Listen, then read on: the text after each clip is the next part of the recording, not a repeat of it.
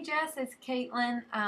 First of all, I think you picked some great pictures. I really do. I really love the ones you chose, and I am obsessed with her dress. It's beautiful, and I'm really glad that you posted this picture because I can help you with this immediately. Um, Her pose is great, and the exposure is great. The thing that you hate about this is all a distraction.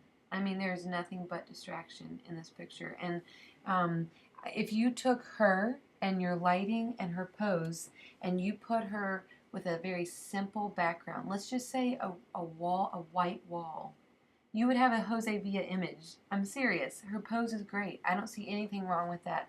The only issue is all of the stuff. I mean, and that's not your fault. That maybe this is all you had to work with. Um, but she is wonderful. Everything you did with her is great, and the lighting is awesome. But all of this, oh, it's just so much distraction. It takes away from how gorgeous she is. If you took just her away from the image, I mean, let's just see what it looks like if you just crop out some of all this, distraction. I mean, obviously, I'm cropping out a lot, and I don't want to hurt the image quality, but I just want to show you. Um, I mean, gosh, it just makes the image so much cleaner because you're just focusing on her. I would give anything to have this bride with this dress in a glowy field or on a blank wall, in downtown somewhere, just anywhere to make her pop. So I think don't be hard on yourself about the posing and the lighting and not being creative. She looks amazing. It's literally just your location. I mean, you have glass doors behind you with curtains with reflections of lights. You have wires and bushes and pots and gosh, I don't even remember what else. And that's not your fault. That's just what you had to work with. But I just want to let you know that is why you think that this image isn't amazing. It is amazing. It's just not a great location. So I love it. If you want to submit more pictures from this wedding, I would not, defer you from that because I really, really, really love that dress. I've actually had a bride with that dress only in white, and I really loved it. It was one of my favorite weddings. So, but that's beside the point. Same with this picture. So, I think you would love it so much better if you actually cropped out some of the distractions on the mantle. Obviously, I don't want to hurt and zoom in too much, but I'm just saying if you cropped it like this from the beginning, oh, look how much cleaner that looks. It looks very Christmassy. It looks like there's not a lot of distraction. You can actually look at just them and what's happening instead of looking at the mantle with all those frames. So how do you shoot like this and get close and crop in? I would recommend, I don't know if it shows you, it doesn't, what you shot this with, but for portraits like this, the 35 1.4 is an amazing lens. It allows you to get really close, but it's not wide angles and distorted on the ends. So you can crop in, but not get all the messy stuff above them. So that is just a suggestion.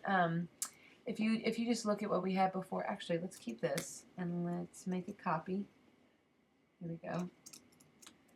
Let's view them side by side. Okay, and this one, we're going to reset.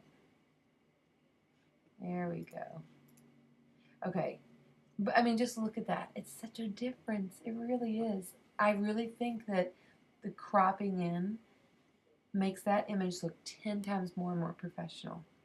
Than when you have all the junk in the background. So that's just something to think about. And maybe it's a post-processing thing, or maybe you start to shoot a little bit tighter. Another option would be to pull them out. Have their sitting area start here, so that you'd have a little bit more space to make this higher in the frame. So that's just an option. So let's talk about the editing for this.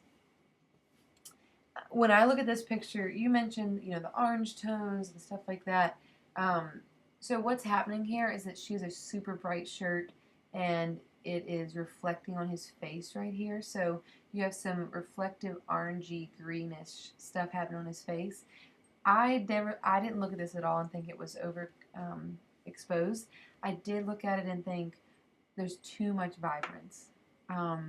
There's a way to have really bright, beautiful images without overdoing the vibrance. So when I looked at this, I thought, okay, that's probably a black shirt, but it looks blue, and his hair looks a little bit blue. So let's see what we can do with this. First of all, Lightroom's great because there's so many tools that you can use. I would do a brush and desaturate it just a little bit, and just go along his face and get rid of some of that yellow. I know that you might think, oh gosh, Katelyn, what are you doing? But all I did was desaturate that area of his face, so I didn't make it lighter or darker, really. I just took the yellow out of it a little bit, so it's not a distraction. So I'm going to tone the vibrance down, if it will work. Hold on. There we go. Just a little bit. And it actually looks like a colder image to me, and so let's change that a little bit. And sometimes making an image look warmer is not just adjusting the white balance up here. It's more about changing the color of the highlights and shadows. So let's try this again. Just doing it at 5%, making it a little bit warmer. 5% for the shadows, a little bit warmer. I think that's great. If you wanted to make sure over here wasn't too out of control, you could adjust the highlights just a little bit there and there. And I think it's a much better image. So we got rid of the blue hair because we toned down the vibrance a little bit. We got rid of the shadows on the face by using a brush. We controlled the highlights here. And so let's compare what we had before. So we're going to reset. We're going to go to here. There we go. I hope you can see on your computer, but I think that's a huge, huge difference. And one of the main things is literally just not overdoing it with vibrance and being aware of the overall tone. So the overall tone of this is very blue, very cold, and so I didn't even change the temperature dial at all. I really just changed, for the most part, the highlights and the shadows over here.